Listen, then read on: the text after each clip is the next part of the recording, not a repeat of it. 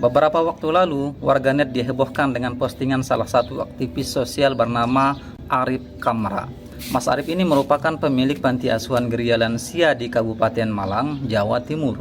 Dalam postingannya, Mas Arif mengunggah video pendek yang menarasikan dua orang wanita paruh baya sedang menyerahkan ibu kandungnya ke panti asuhan yang dikelolanya.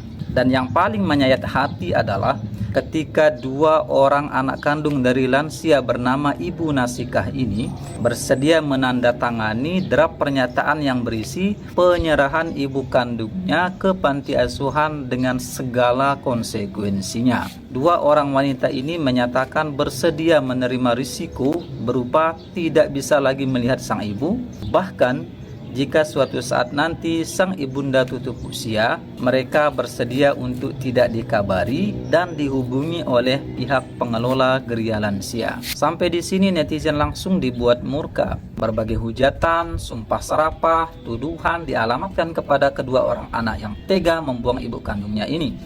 Tak ada satupun netizen yang peduli apa yang menjadi latar belakangnya.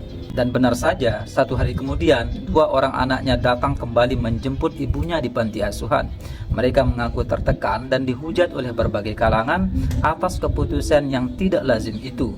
Sambil menangis, mereka membawa ibunya pulang ke rumah, tentunya atas persetujuan pihak pengelola Geria Lansia. Nah, di titik inilah kemudian misteri pembuangan ibu kandung ini perlahan-lahan terkuak. Apalagi seorang pegiat sosial bernama Pak Purnomo mencari tahu seluk-beluk kenapa dua orang anak ini berani mengambil jalan menyimpang dari keumumannya. Dari perbincangan Pak Purnomo inilah dua orang anak Ibu Nasikah ini mengungkap bahwa sesungguhnya mereka berada pada situasi ekonomi yang sulit. Mereka hidup dalam keterbatasan sandang, pangan, dan papan. Anak tertua Ibu Nasikah hanya berprofesi sebagai tukang sapu jalanan, sementara anaknya yang lain bekerja di sebuah pabrik. Keduanya mengaku harus bekerja untuk menyambung hidup. Jika tidak bekerja, siapa lagi yang mau peduli kepada mereka? Saat ditinggal bekerja inilah, Ibu Nasikah kadang sering dijumpai keluar rumah oleh anak-anaknya. Mereka tentu merasa serba salah. Satu sisi mereka harus tetap bekerja untuk menyambung hidup. Di sisi lain, ibunya tak maksimal bisa ia urusi. Faktor inilah yang kemudian menginisiasi mereka untuk menitipkan orang tuanya ke panti asuhan, bukan untuk dibuang sebagaimana isu yang beredar selama ini.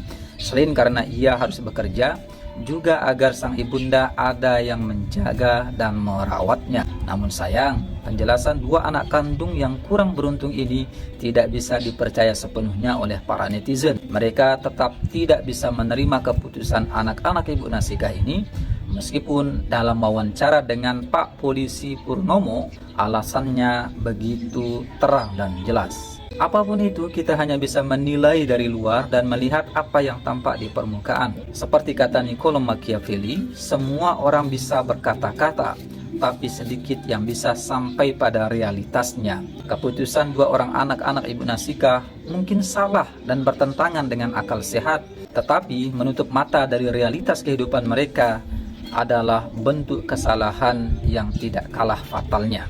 Nalar mereka mungkin tidak selurus nalar kita yang cukup sandang, pangan, dan papannya, tetapi tidakkah ini menjadi cambuk bagi kita akan matinya empati? Kemana kita selama ini?